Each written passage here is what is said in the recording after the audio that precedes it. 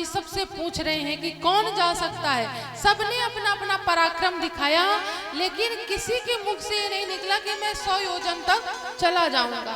अंगद जी ने कहा कि जामवंत जी, मैं 100 योजन चला तो जाऊंगा, लेकिन मेरे वापस आने की कोई गारंटी नहीं है। जामवंत जी ने कहा कि अंगद जी, मुझको ऐसा व्यक्ति चाहिए जो 100 योजन पार करके जाए और वापस माता सीता की खबर लेकर के राम जी तक पहुंचाए। मुझे ऐसा व्यक्ति चाहिए, क्योंकि मैं अगर लंका गया तो मैं वहां से वापस जीवित नहीं आ पाऊंगा। इतने में जामवंत जी ने कहा कि हमारे साथ एक लोग और महाराज आए थे, वो दिखाई नहीं दे रहे। कौन महाराज आए थे? तो हनुमान जी महाराज आए थे। हनुमान जी महाराज का कोई पता नहीं है वो कहाँ है। जामवंत जी ने इधर उधर नजरें दौड़ाई, तब हनुमान जी एक शिला के पीछे बैठ करके क्या कर रहे थे?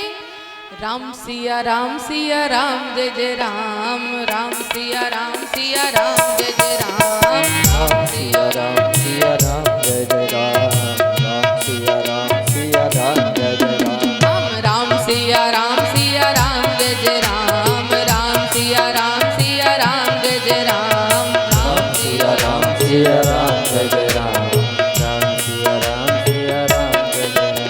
जामवंत जी ने देखा कि हनुमान जी शिला के पीछे बैठ करके क्या कर रहे हैं? राम जी के नाम का भजन कर रहे हैं। जामवंत जी ने कहा कि हनुमान जी, अभी ये भजन करने का समय नहीं है, ये काम करने का समय है।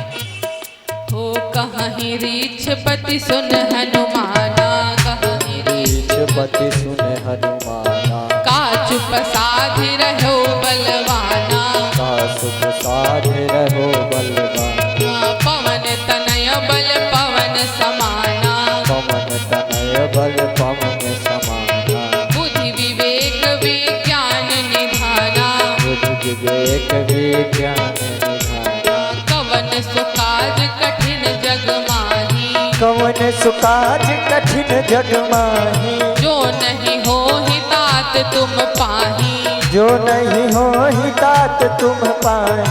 जामवंत जी कहते नाथ, अब ये बैठने का समय नहीं है, ये कार्य करने का समय है। आपके लिए ये कार्य कोई मुश्किल नहीं है। ऐसा कोई भी कार्य संसार में नहीं बना जो आपके लिए मुश्किल हो। आप इस प्रकार से शांति से मत बैठिए, अब ये काम आप ही कर सकते हैं। लेकिन हनुमान जी तो अपने काम में लगे हैं। हो राम सिया राम जय जय राम, राम सिया राम जय जय राम, राम सिया राम जय जय राम, राम सिया राम जय जय राम। जामवंत जी ने देखा कि मेरी बात का हनुमान जी पे कोई असर नहीं हो रहा है। तब जामवंत जी ने कहा कि हनुमान जी, आपको क्या लगता है आप किसी साधारण कारण से इस धरा पर आए हैं? आपका कारण आने का ना इस धरा धाम पर बहुत बड़ा कारण है। कौन सा कारण है? हाँ, राम काज लगी तब अवतारा, राम काज करि तब अवतारा, राम काज लगी तब अवतारा, राम काज लगी तब अवतारा, सुन कहीं भयहु पर्वताकारा, सुन कहीं भयहु पर्वताकारा, सुन कहीं भयहु पर्वताकारा, सुन कहीं भयहु पर्वताकारा, राम सिया राम जय जय राम, राम सिया राम जय जय राम, राम सिया राम जय जय राम, राम सिया राम जय जय राम। जैसे ही हनुमान जी ने सुना कि राम काज लगी तब अवतारा, हनुमान जी ने रुका और जामवंत जी से पूछने लगे, क्या कहा आपने जामवंत जी? जामवंत जी ने कहा कि आपका अवतार राम जी का कार्य करने के लिए हुआ है। हनुमान जी ने कहा, क्या कहा? कि राम काज लगी मम अवतारा, मेरा अवतार राम जी का कार्य करने के लिए हुआ है। उसी समय पर हनुमान जी ने विशाल पर्वत के समान आकार बढ़ाया और कहने लगे, जामवंत जी बताइए कहाँ जाना है? लंका जाना है। मैं अभी लंका जाता हूँ और रावण को ऐसे नहीं लाऊंगा, रावण को वहीं पर मार दूंगा और लंका के खंड खंड कर दूंगा, उसको इस ब्रह्मांड से बाहर कर दूंगा। लंका पता नहीं चलेगी कि कहाँ चली गई। आप कह रहे मेरा राम जी के कार्य के लिए अवतार हुआ है ना, मैं अभी जाता हूँ और रावण को मार करके आता हूँ। जामवंत जी ने कहा, हनुमान जी महाराज बस अपना बीपी डाउन कर लीजिए, ज्यादा हाई हो गया है, टेम्परेचर कूल कर लीजिए, डाउन करिए। आपको रावण को नहीं मारना, आप लंका जाइएगा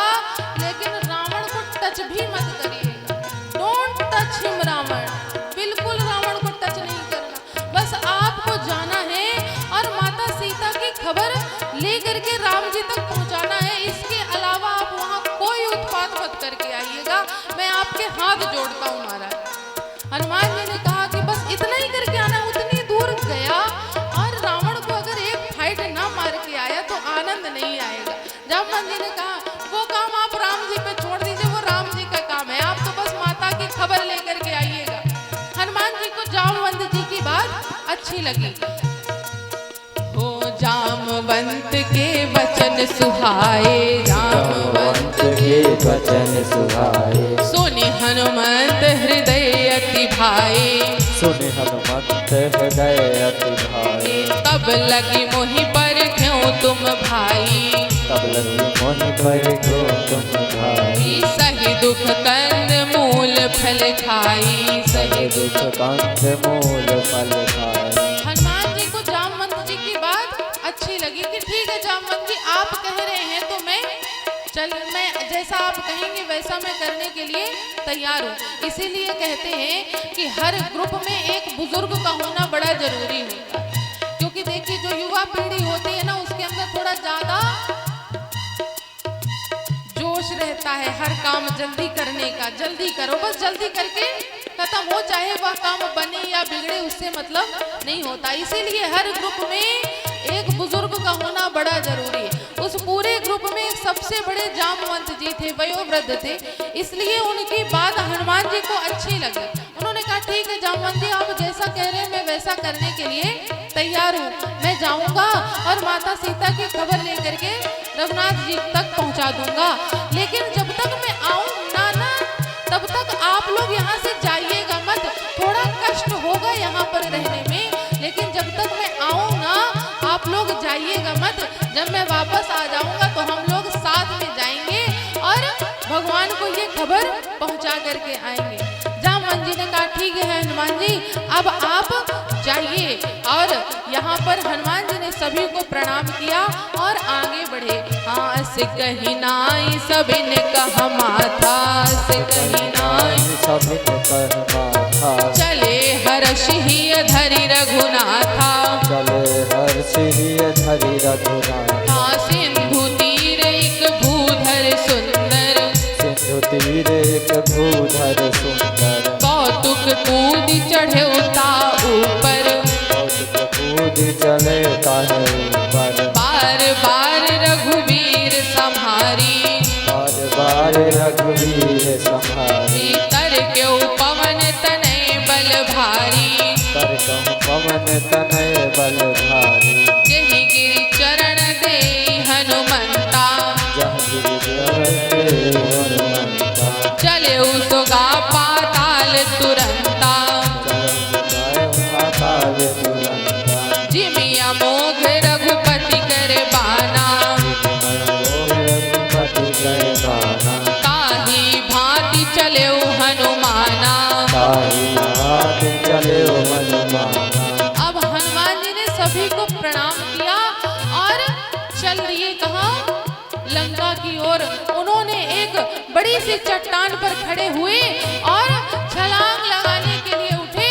और जैसे ही हनुमान जी महाराज ने छलांग लगाने के लिए अपने आप को ऊपर उठाया तो जितना नीचे तक रसातल पाताल धरातल सब था ना सब डगमगाने लग गया, हिलने लग गया, कंपायमान हो गया। तो जो देवता रावण के भय से पाताल में निवास करते थे ना वो डर गए, उनको लगा कि शायद रावण आ रहा है, क्योंकि जब रावण चलता था ना तो पूरी धरती हिलती थी। उनको लगा कि लगता है रावण आने वाला है।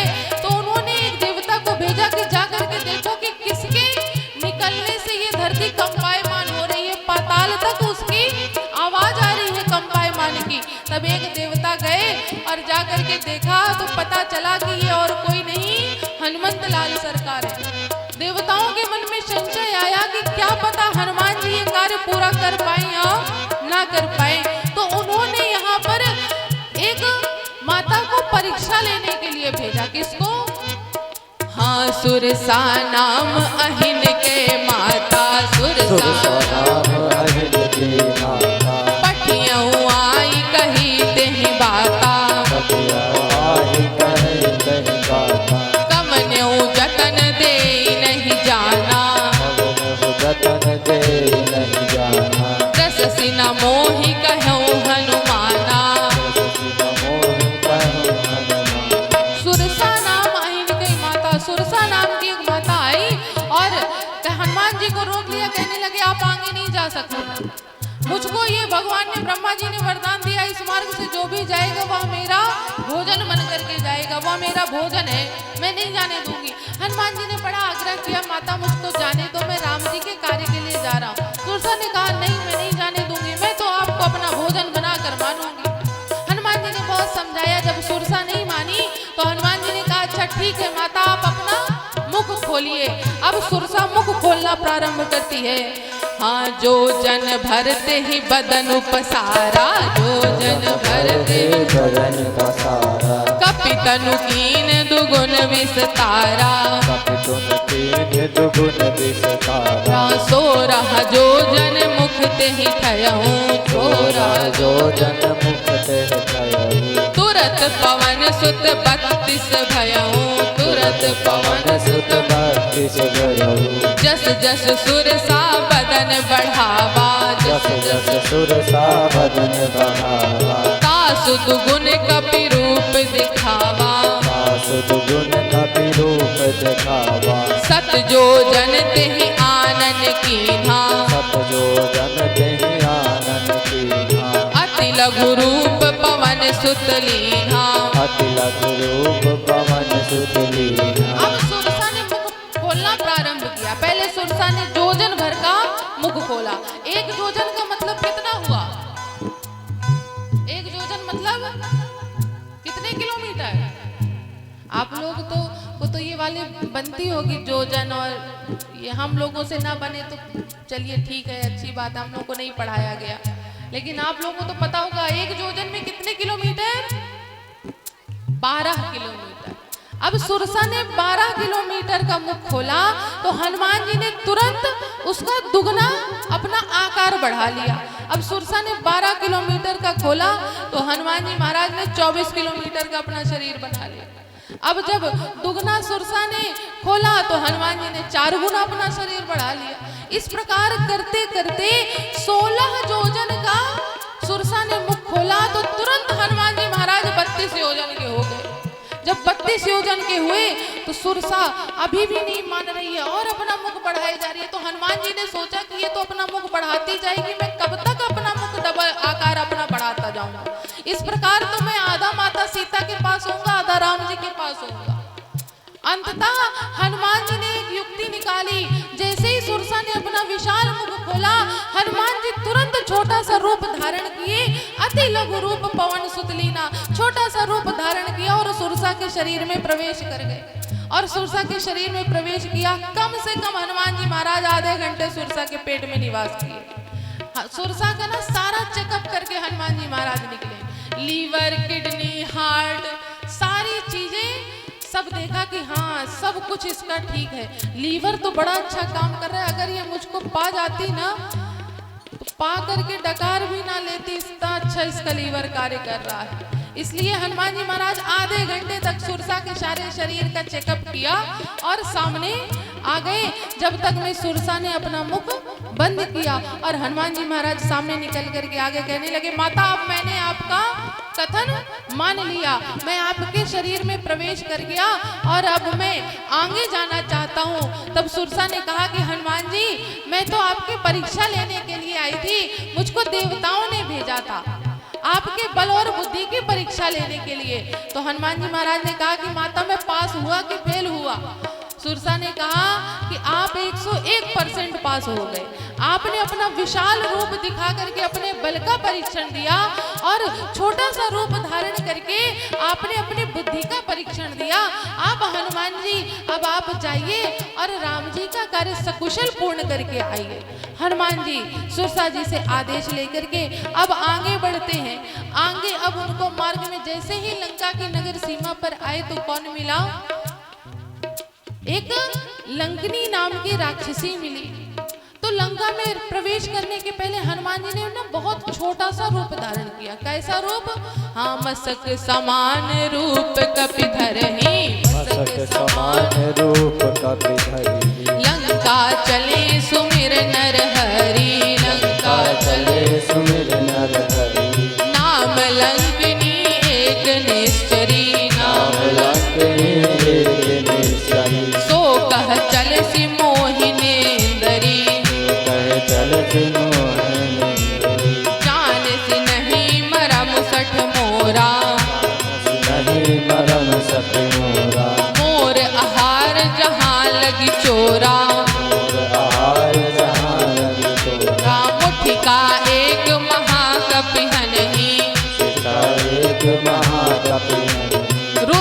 बमत धरनी धन मनहि। हाँ, रुधिर बमत धरनी धन मनि। मार्ग में हनुमान जी ने बिल्कुल छोटा सा रूप धारण किया, मसक समान रूप कपि धरी। मसक अर्थात यहाँ पर बहुत लोग कहते थे कि हनुमान जी ने मच्छर का रूप धारण किया, मच्छर के बराबर हो गए थे। देखिए हनुमान जी ने यहाँ मच्छर का रूप धारण नहीं किया है। मसक का मतलब केवल मच्छर नहीं होता, मसक का मतलब मच्छर नहीं है। मसक का अर्थ है अत्यंत छोटा। जब यहाँ की भाषा में शायद बोला भी जाता होगा कि जब किसी को मारा जाता है इशारे से धीरे से, तो कह देते ना हमने तो उसको मसक दिया है। ये यहीं की शायद भाषा हमने यहीं के लोगों के मुख से सुनी। तो अर्थात धीरे से, एकदम छोटे से इशारे से। तो यहाँ पर मसक का समान होता है अत्यंत छोटा। और हनुमान जी ने कई कई जगह पर कई चीजों से उपमाएं दी गई कि कहीं किसी ने कहा है कि हनुमान जी गिलहरी के बच्चे के समान आकार ले लिया, कहीं पर है कि बिल्ली के बच्चे के समान आकार लिया, इतना छोटा आकार ले लिया कि किसी को दिखाई ना दे। इस प्रकार आकार लेकर के हनुमान जी धीरे धीरे दबे पांव लंका की ओर प्रवेश करने लगे। इतने में जो लंका के द्वारपाल में द्वार में एक लंकनी नाम की राक्षसी थी, उसने नीचे देखा और उसने कहा ये चोर कहाँ जा रहा है। जैसे ही हनुमान जी महाराज ने सुना चोर, तुरंत रुके और कहने लगे क्या कहा तुमने मुझको? चोर कहा। चोरों की भांति रात्रि में प्रवेश कर रहे हो, तुम चोर नहीं तो और कौन हो? और मेरा कार्य है इस लंका में जो भी चोर आए ना उसको समाप्त कर देना, उसका वध कर देना। तो हनुमान जी ने कहा कि सबसे बड़ा चोर तो तुम्हारे ही घर में बैठा है, आज तक तुमने उसको तो नहीं मारा। किसको कह रहे हो? कहने लगे तुम्हारा जो राजा है ना रावण, सबसे बड़ा चोर है। एक अकेली स्त्री को हरण करके ले आया, उससे बड़ा चोर संसार में कौन होगा? तुमने उसको तो नहीं मारा। जैसे ही हनुमान जी की ये बात सुनी, लंकनी को क्रोध आ गया। उसने कहा तुम कहाँ से आए हो, तुम कौन हो, अपना परिचय दो, कहाँ से आए हो? हनुमान जी ने कहा मेरा परिचय चाहिए। कहे हाँ परिचय चाहिए। कहे मैं परिचय तो दूंगा लेकिन तुम्हारे लिए गिफ्ट लेकर के आया हूँ, बड़ी दूर से आया हूँ, तो बड़ी दूर से गिफ्ट लेकर के आया हूँ, जल्दी से ले लो वरना बेकार हो जाएगा।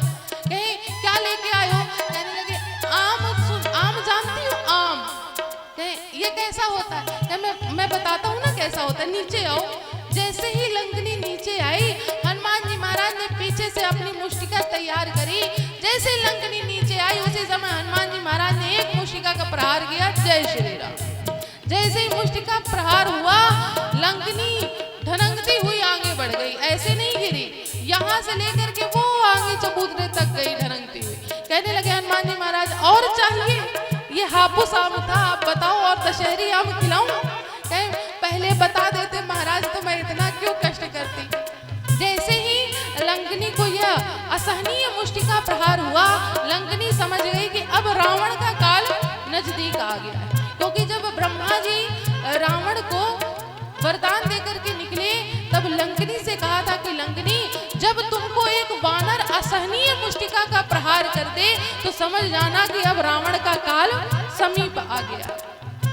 लंकनी ने कहा महाराज अब आप आगे जाइए, अपने हृदय में श्री रघुनाथ जी को विराजमान करके कि प्रविशि नगर कीजे सब काजा, हृदय राखि कौशलपुर राजा। अपने हृदय में श्री रघुनाथ जी को विराजमान करके अब आप आगे जाइए।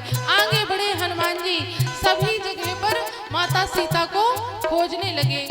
हाँ मंदिर मंदिर प्रतिकर शोधा, मंदिर मंदिर प्रतिकर शोधा, देखे जहाँ तहाँ अगणित जोधा, देखी जहाँ तहाँ अगणित जोधा, गयों दशानन मंदिर माही, गयों दशानन मंदिर माही, अति विचित्र कही जात सुनाही, अति विचित्र कही जात सुनाही, भवन एक पुनि दीख सुहावा, भवन एक पुनि दीख सुहावा, हर मंदिर तहाँ भिन्न बनावा, मन मंदिर तहाँ भिन्न बनावा, राम नाम अंकित ग्रह शोहा, राम नाम अंकित ग्रह सोआ, बरन न जाय देखी मन मोहा, वरन न जाय देख मन मोहा, हाँ बरन न जाय देख मन मोहा, बरन न जाय देख मन मोहा। अब हनुमान जी लंका में माता सीता की खोज करने के लिए सारे लंका में भ्रमण करने लगे, लेकिन माता सीता कहीं नहीं दिखाई दी। रावण के महल तक गए, लेकिन वहां पर भी माता सीता नहीं दिखाई दी। तभी एक बड़ा सुंदर सा ग्रह दिखाई दिया, जहां पर राम जी के आयुध बने हुए थे, राम जी का नाम अंकित था, तुलसी जी का पेड़ लगा हुआ था। हनुमान जी समझ गए कि ये कोई भगत का घर है, ये भगवान के भक्त का घर है, और इस लंका में भी भगवान का भगत निवास करता है। मुझे तो नहीं लगता था, लेकिन अब मैं समझ गया कि भगवान का भगत हर जगह निवास कर सकता है। हनुमान जी ने अभी ये सोच ही रहे थे, उसी समय पर विभीषण जी राम राम का नाम लेते हुए बाहर निकले। ये विभीषण जी कौन है? रावण के भाई है छोटे। राम जी का नाम लेते हुए आगे बढ़े तो विभीषण जी को हनुमान जी ने देखा। हनुमान जी ने उनसे परिचय पूछा, तब विभीषण जी ने अपना परिचय दिया। विभीषण जी ने कहा, आप वानर राज कहाँ से आए हैं, आप कौन हैं? तब हनुमान जी ने कहा, मैं और कोई नहीं, मैं राम जी का दूत हूँ, मैं राम जी का सेवक हूँ। जैसे राम जी का सेवक जाना, विभीषण जी ने बड़ा सत्कार किया, बड़ा स्वागत किया। और हनुमान जी ने पूछा कि अब आप मुझको ये बताइए कि मेरी माता सीता कहाँ है? तब विभीषण जी ने कहा कि माता सीता अशोक वाटिका में निवास कर रही हैं। हनुमान जी अब अशोक वाटिका गए और अशोक वृक्ष के ऊपर विराजमान हो गए। उन्होंने सोचा अभी दिन के उजाले में नहीं जाऊंगा, मैं रात के अंधेरे में माता सीता से मिलूंगा, उनके दर्शन पाऊंगा। तब उसी समय पर रावण का आगमन हुआ।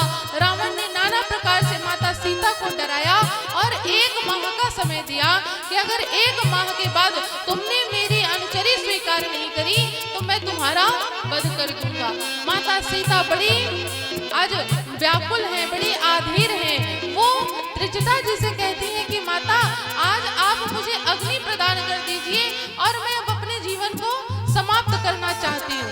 ये त्रिजटा जो है ना, ये कोई साधारण माता नहीं है, राम जी की बहुत बड़ी भक्त है। हाँ, त्रिजटा नाम राक्षसी एका, नाम राक्षसी, राम चरण रति निपुण विवेका, राम चरण रति निपुण विवेका, सपने वानर लंका जारी, सपने वानर लंका जारी, चातुधान सेना सब मारी, चातुधान सेना सब मारी, यह सपना मैं कहाँ हूँ पुकारी, यह सपना में कहाँ पुकारी, होई है सत्य गए दिन चारी, होई है सत्य रहे दिन चारी, होई है सत्य गए दिन चारी। होई है सत्य रहे दिन चारी। त्रिजटा ने कहा, सीता जी आप भयभीत मत होइए, आप अधीर मत होइए। मैंने एक सपना देखा है और सपने में मैंने देखा कि एक वानर ने सारी लंका को मार दिया, जितने राक्षस थे सबको समाप्त कर दिया, लंका को जला दिया। और मैं सत्य कहूँ, ये सपना ना जल्दी पूरा होने वाला है। मुझे तो लगता है कि आज ही पूरा हो जाएगा। हनुमान जी ऊपर से बैठे बैठे सब कुछ सुन रहे थे। उन्होंने कहा कि मुझसे तो जामवंत जी ने कहा था कि केवल सीता जी की खबर लेके आना है, ये लंका जलाने वाला काम कब आ गया? ये तो मुझे भगवान ने ना बताया, ना जामवंत जी ने बताया। अच्छा, पहले तो मोबाइल फोन चलते नहीं थे कि फोन कर दिया जाए कि भैया जा रहे हो तो वहां से ये काम भी करते चले आना। ना पहले फोन चलता था, न तार चलती थी। हनुमान जी ने कहा कि राम जी ने ये योजना कब बनाई?